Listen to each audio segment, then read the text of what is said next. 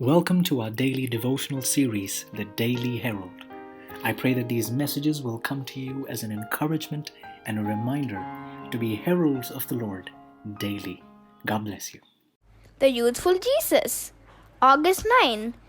And Jesus increased in wisdom and stature, and in favor with God and men. Luke 2:52. Before he came to this earth, Jesus was a great king in heaven.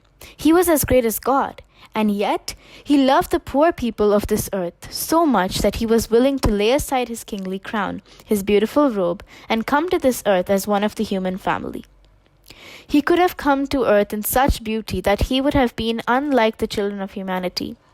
He could have come in such a way as to charm those who looked upon him. But this was not the way that God planned he should come among us. He was to be like those who belonged to the human family and to the Jewish race. His features were to be like those of other human beings, and he was not to have such beauty of person as to make people point out to him as different from others. He had come to take our place, to pledge himself in our behalf, to pay the debt that sinners owed. He was to live a pure life on the earth and show that Satan had told a falsehood when he claimed that the human family belonged to him forever, and that God could not take them out of his hands. Mankind first beheld Christ as a babe, as a child.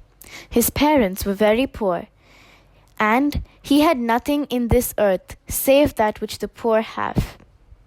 He passed through all the trials that the poor and lowly pass through from babyhood to childhood, from youth to adulthood. In his youth, he worked with his father at the carpenter's trade, and thus showed that there is nothing of which to be ashamed in work. Though he was the King of heaven, yet he worked at a humble trade and thus rebuked all idleness in human beings. Those who are idle do not follow the example that Christ has given, for from his childhood he was a pattern of obedience and industry. He was as pleasant as sunbeam in the home circle. Faithfully and cheerfully he acted his part in doing the humble duties that he was called to do in his lowly life. Christ became one with us in order that he might do us good. The world's Redeemer did not live a life of selfish ease and pleasure.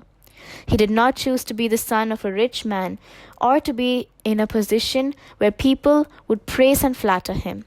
He passed through the hardships of those who toil for a living, and he could comfort all those who have to work at some humble trade. The story of his life of toil is written so that we may receive comfort out of it.